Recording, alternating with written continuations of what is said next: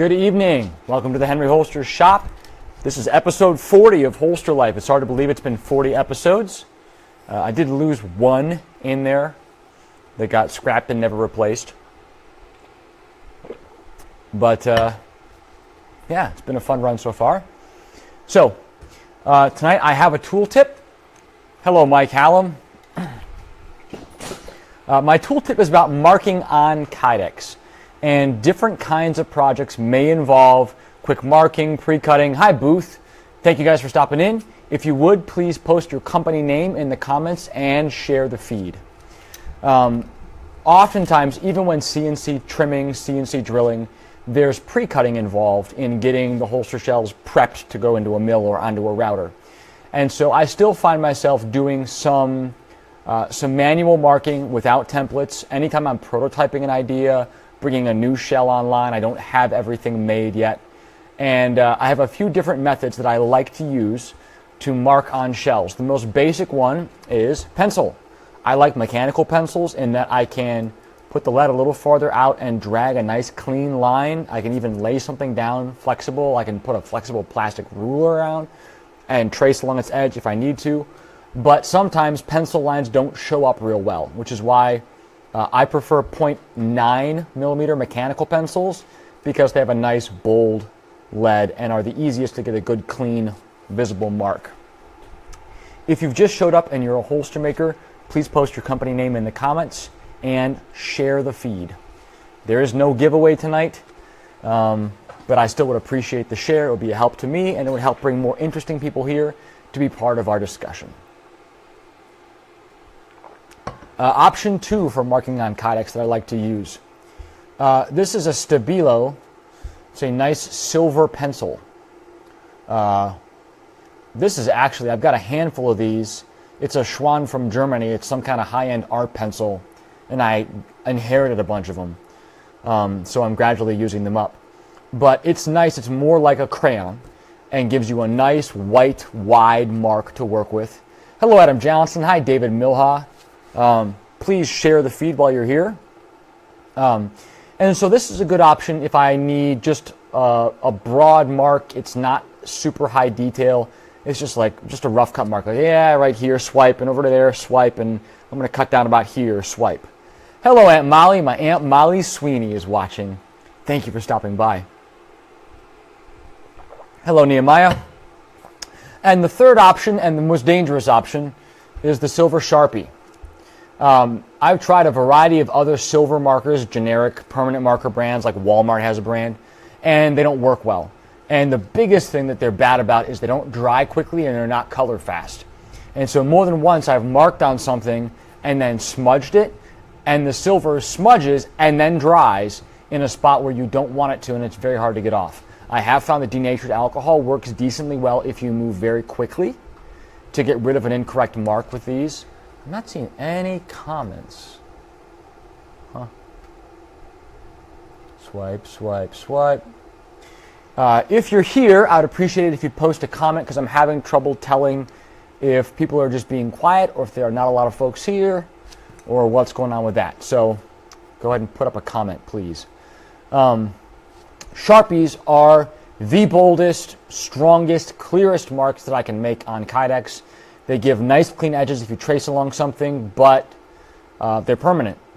And so I only use these. I would only use these if I have an oversized tracing template or something where I know I can safely make my marks and not wind up any place I don't want to be. Because both with pencil and with this more waxy crayon, I can remove these marks if I end up needing to get rid of them and can't cut them entirely away. This guy, if you swipe in an area you're not supposed to, it's pretty much toast. It's going to be really hard to get that mark off. So the fact that I asked for comments and see no comments tells me that comments are screwing up. Let me swipe left, swipe right, up, down, left, right, A, B, the usual.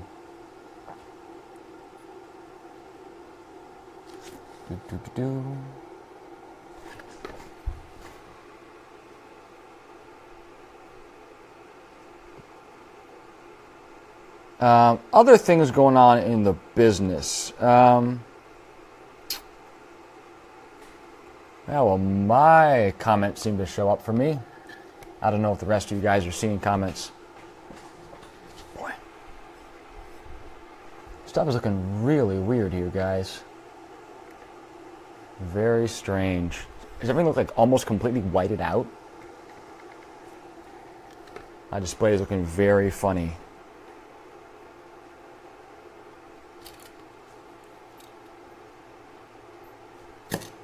I don't know. Turn off some lights. See what happens. So I'll go ahead and get right to the topic. It may not be working well. Nope, still totally screwy. So if you're making comments and I can't see them, I apologize. I will go back through as I usually do on feeds where the comments don't work, which has happened not infrequently, and I will try to answer all the questions I can in text. Tonight's topic is consistency, and the broadcast will be a little bit briefer because I can't do as much back and forth as I'd like to. Consistency is the measure of a process in terms of its ability to repeat results. Because anybody can make a great holster. It's not exactly true, but most shops can make a good holster, and many shops can make a great holster.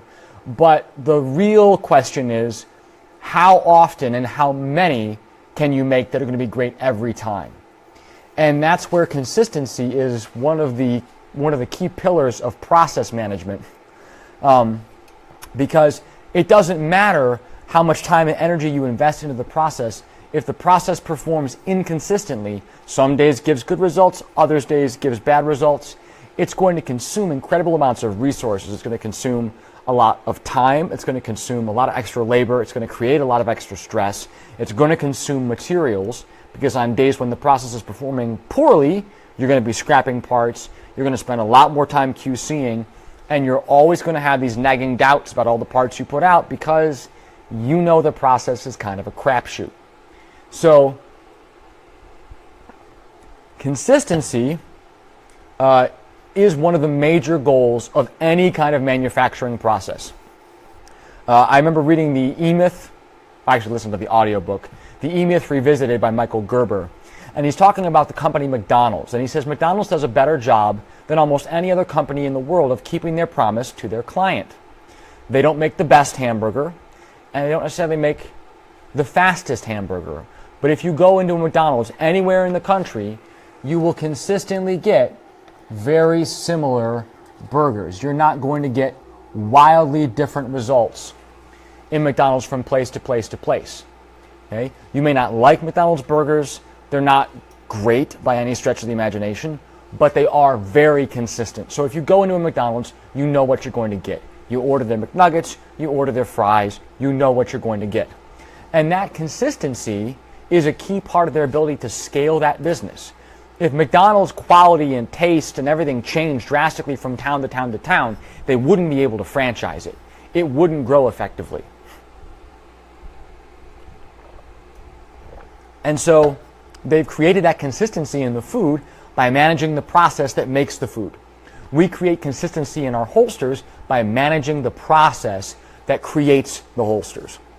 So, some very basic tools of process management. Are you heating with a digital timer and a digital temperature gauge? Or are you putting Kydex into a toaster oven and assessing it by feel? In the old days, that's what I did. The dial temperature gauge on my shop toaster oven was like, it's 275 plus or minus 60 degrees. So completely worthless. And so almost all the only way I could determine whether or not, I'm going to try these lights again. Man, I look like a bad Limp Bizkit music video or something. The only that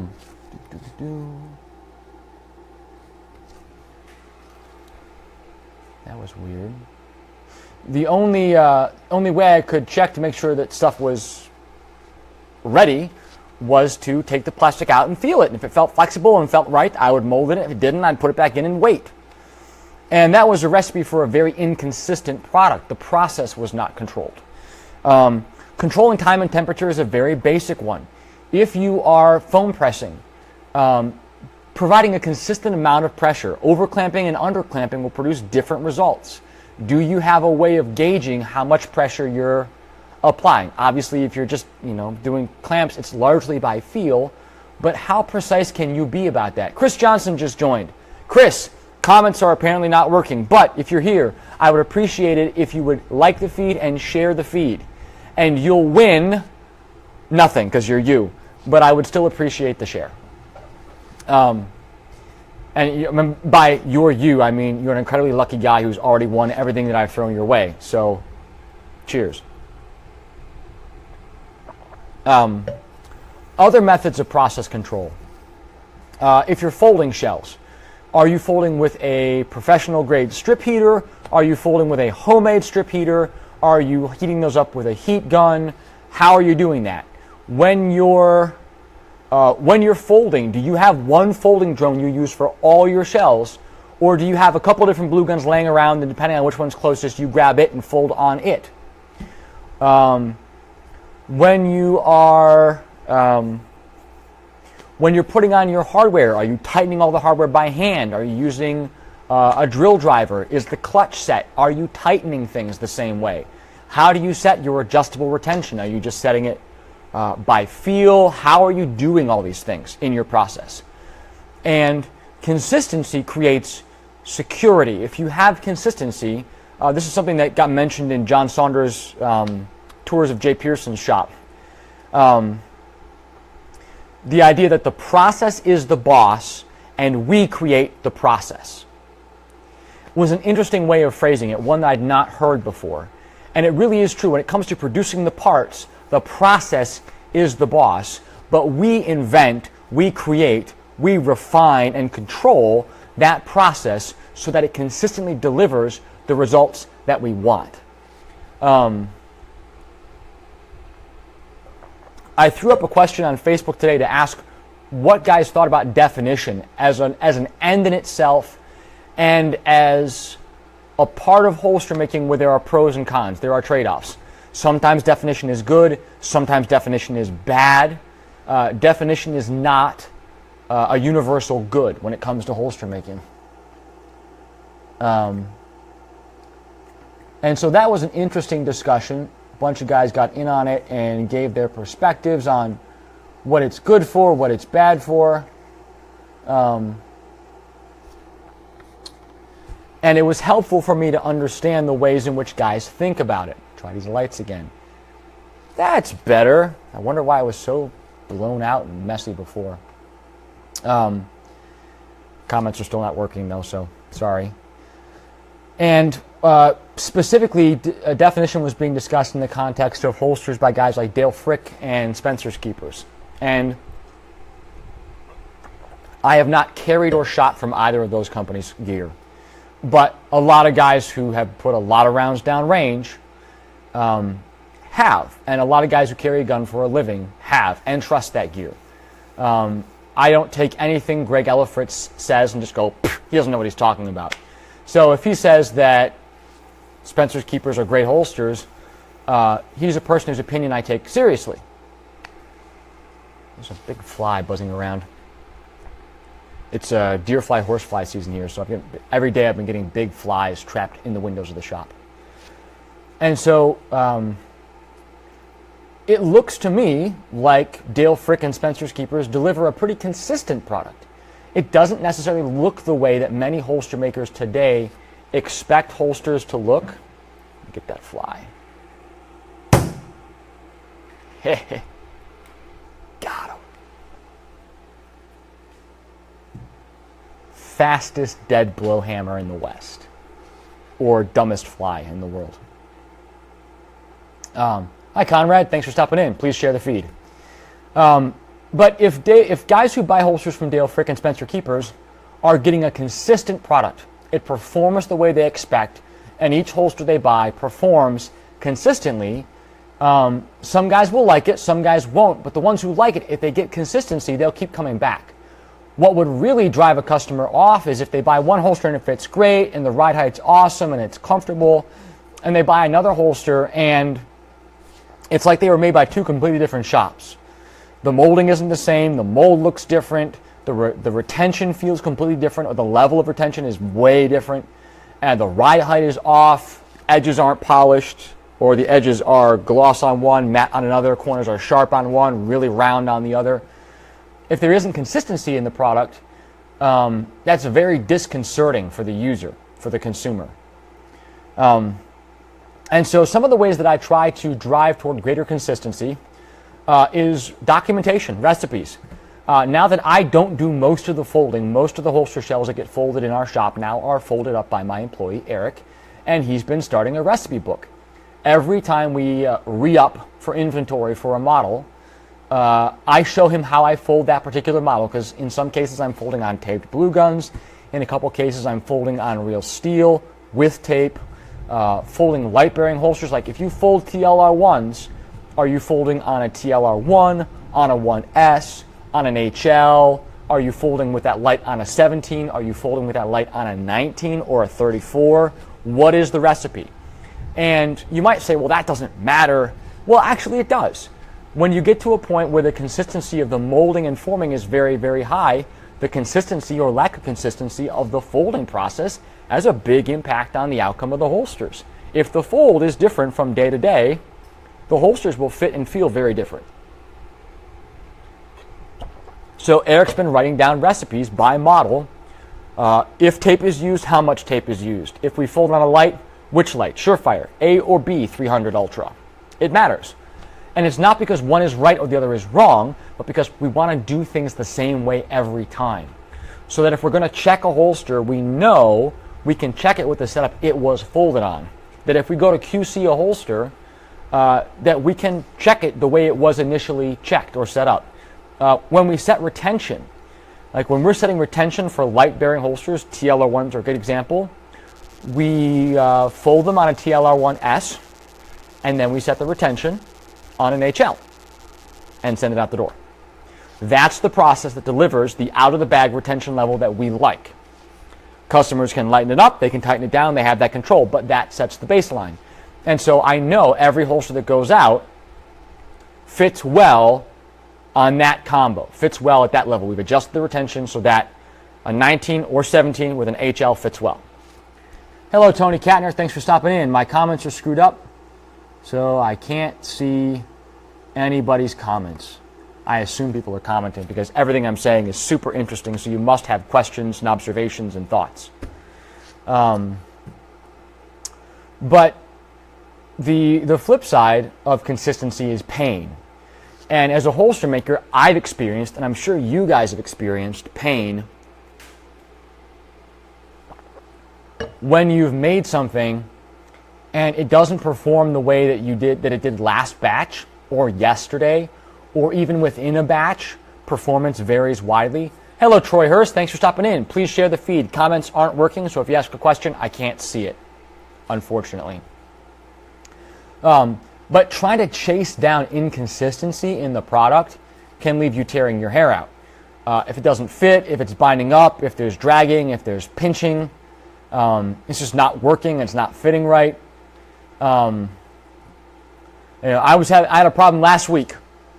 I was working late at night. I was tired. I was kind of burned out. I should have called it a night and gone to bed, but it was like 1 o'clock in the morning. I was still working. I'd been in the shop since 8 a.m. And I was having trouble with a new trim mold. And I could not figure out why the shell was not sitting properly on the trim mold. I was like looking at the mold. I didn't see any rest material. I didn't see any cusps that I had missed with the machine. I could not figure it out. And then I went back and checked, and I had opened up the forming mold and revised the forming mold, and there was a key but minor dimensional change that I had made in the forming mold, and I had not gone back and changed the trim mold file. And that one dimensional change had affected the position of one other piece of blocking, and it was keeping the shell from sitting on the trim mold properly. And I spent an hour messing around. I was like, what is going on with this? I had like a chisel out, and I was chiseling the trim mold, and I was like, rubbing it on there and looking at it from angles and trying to figure out where it was rubbing, where it was binding. And it was an inconsistency that was creating a huge amount of pain for me. And once I finally got it and solved the problem, all I had to do was put the trim mold back on the machine, update the file, and recut it, and everything was good. Once I did that, the solution seemed obvious, but if you put out a bunch of product, almost nothing is worse than finding a problem after you've shipped a bunch of product. After you've polished the edges and you've folded it and you've put hardware on and you've bagged it and you've packed it and you've shipped it, then realizing that there was a mistake. That's never fun. And in many cases, most of your end users are never going to find it, unless it's major, in which case you really should have caught it. If it's subtle, and you find it and you think, oh man, I hope nobody sees that. If it affects performance, and especially if it affects safety, you're obligated to go do whatever you have to do to make it right immediately. If it is just minor, cosmetic, not a big deal, you can let it ride, but it's not fun to know something went out the door with a defect that you didn't spot. It's incredibly gratifying to make 50 or 60 holsters and go do the final test fitting and get out your test gun and go down the line, and every single one, shell after shell after shell, click, click, click, and the retention is consistent, the draw stroke is smooth, there's no wobble or slop, everything feels good, everything fits well, everything draws cleanly. That kind of consistency puts a huge smile on my face. I love it. And that's what all my process work is oriented toward. There are pros and cons to having multiple forming molds and having multiple trimming molds. Anytime you're making a batch of something, and some of them are coming off the A forming mold, or the B, or the C, or the D forming mold, and getting trimmed on the A or the B trim mold, you can have some variations in there, and you may not be able to recognize them, and you may not be able to solve them, find them. I know many companies actually serialize their molds. I don't have enough molds at this point that I do that. It would not be hard to do. You'd basically machine a small raised number or letter. You alphanumerically code the molds. So if you have a quality control problem, you're not just tracing it back to the model, but you can trace it back to the exact mold that made it. So you know, okay, well, everything off the B mold fit fine, and everything off the C mold fit fine, but for some reason stuff off the D mold has some slop in it.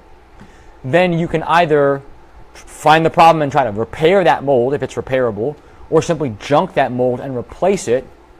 But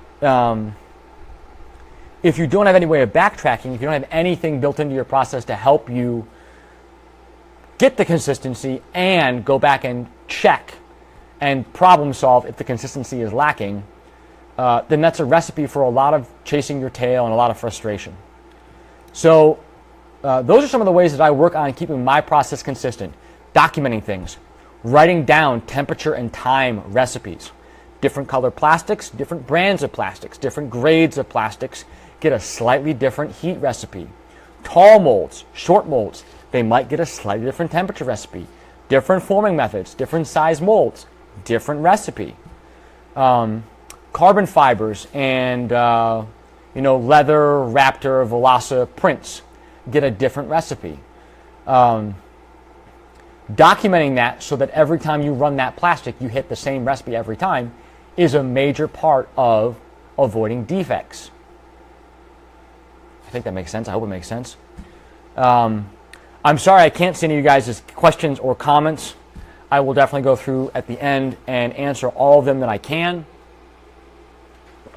A few other housekeeping things at the end, and then I'm going to go ahead and close the feed down a little early. One, I have gotten into the generic OEM shell market. So if you're looking for appendix inside the waistband holsters for SIG 320 full size, for P07, P09, or P10C, I have shells in stock, both a single loop that uses a tuck strut, a tuckable version, and a version that uses two soft loops mounted on the face. So if you're interested in checking that out, send me an email, orders@Henry Holsters, and I can let you know the details and specs on those. A number of guys have bought them already, and so far the feedback's been very good. They are exactly the same as the holsters I make for myself and sell. So they're designs that I've tested, that I built to my spec, and I'm very happy with. Nothing wild and crazy, pretty simple, non-adjustable retention, right hand only, non-ambi. with a built-in wedge on the back. So check those out. Something else. I forget what the second thing was. Oh, YouTube. Yeah. I did get all the HolsterLife videos updated to YouTube. This episode will go up either tonight or tomorrow morning on YouTube. So I have been downloading and then uploading over on YouTube all the HolsterLife series. If there's anything you've been looking for from a previous episode and have not been able to find because Facebook's video management software is horrendous, check us out at Henry Holsters over on YouTube. YouTube.com/Henry Holsters is the channel. All the HolsterLife series are there, along with a handful of other short demo videos of other things, process-related stuff, vacuum forming, demolding, that kind of thing. So thank you guys very much for watching. I'm sorry comments didn't work. Hopefully we'll have better luck next time. Thanks again, Facebook, for making my life complicated. And it's just starting now to rain, so it's probably just as well that I end, because in a few minutes it's going to sound like I'm in a giant drum having pebbles dropped on my roof, because it's a big, loud, metal roofed shop. So, have a great night, guys. Thanks for stopping in. Those of you who shared the feed, I really appreciate it. Take care.